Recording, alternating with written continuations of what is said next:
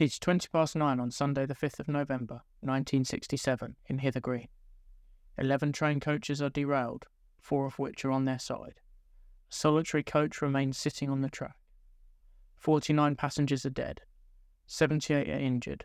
Britain's 6th most deadly rail disaster had occurred. The 12 coaches of the 1943 Hastings to Charing Cross service were pretty full, with people travelling to and from bonfire night celebrations, returning from trips to the coast, or weekends away. Passengers were standing in the corridors, mostly in the forward carriage. The train was travelling on the up fast line, approaching Hither Green station at around 70 miles per hour. It passed over points number 140 before coming to 2 sets of joints installed during a recent renewal.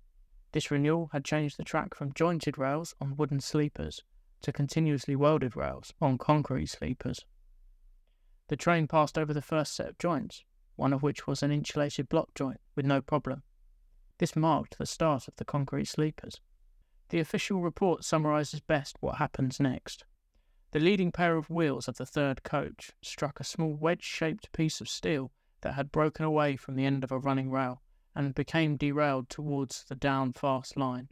The train ran on in this condition for about 1 mile when the derailed wheels struck the crossover lead of a diamond crossing in the up fast line.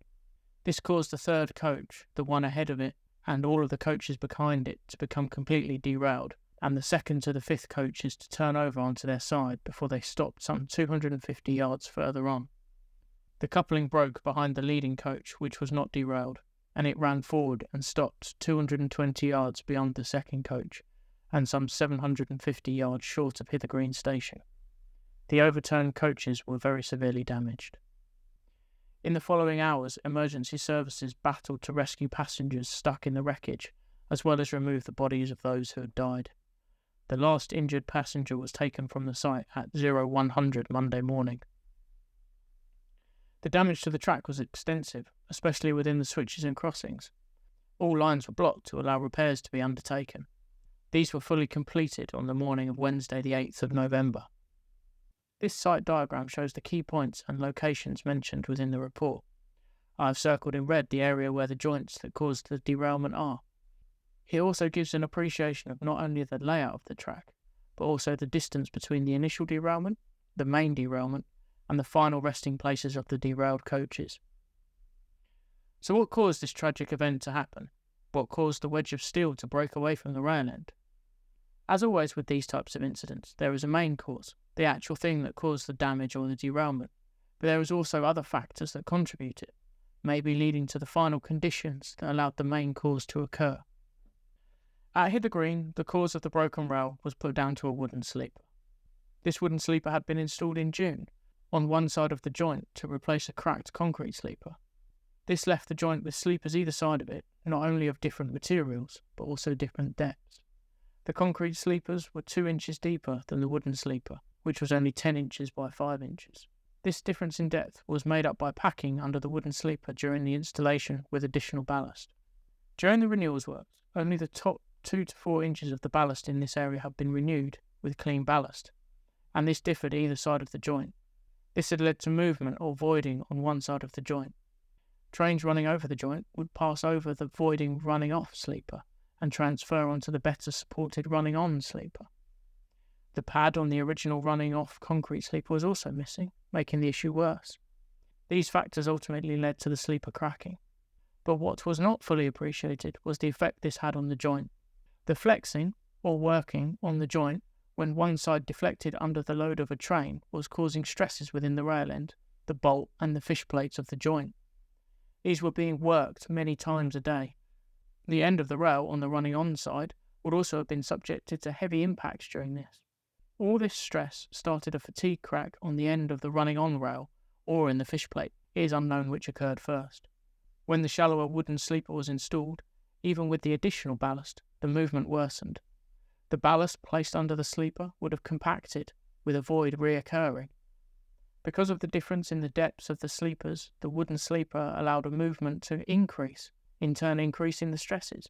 This then increased the propagation or growth of the fatigue crack until a point when the rail and the fish plate failed, causing a section of the rail to break away and cause a ramp. So what other causes were there? A number of other causes were referenced in the report into the incident. As we've already touched on, during the renewal, the area around joint had not had a full ballast renewal. This led to different levels of stiffness and compaction under the sleepers either side of the joints. In the months leading up to the incident, the line speed had also been increased through the area to 90 miles an hour from 75. However, there was no change in the maintenance staff levels or regime when this had occurred.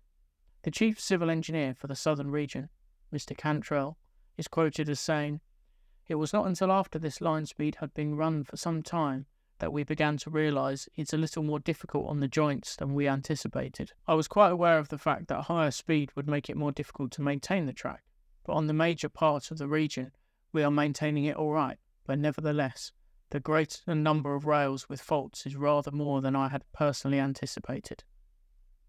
Interestingly, there had been a broken rail between Elmstead Woods and Grove Park, just down the track from the derailment area, in October. This rail had a fractured end, the same failure mechanism as at Hither Green. On the same day, in the same area, 5 other rails had been found by the ultrasonics gangs with cracks around the bolt holes.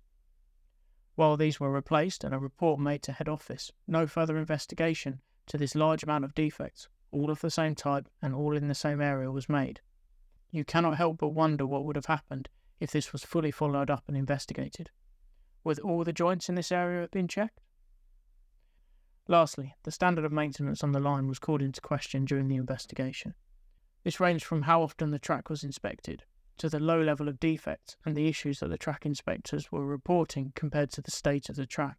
It was noted that the number of issues reported increased dramatically after the incident, as well as the inspection frequency. As with all major incidents, it leads to changes. The biggest impact was the banning of different sleeper types either side of a joint. Initially, the use of concrete sleepers around joints was banned. Now, railway standards dictate that the 2 sleepers either side of a joint are to be of the same material and depth. A joint with mixed sleeper types around it may be referred to as a Hither Green joint. The management of joints has also improved, from increased ultrasonic testing to detect early issues, to ensuring that joints were fully dismantled when changing the sleepers and inspected. Thank you for watching this video from the P-Way Engineer. Please give this video a like, drop any questions in the comments, and hit that subscribe button so that you don't miss out on any future videos.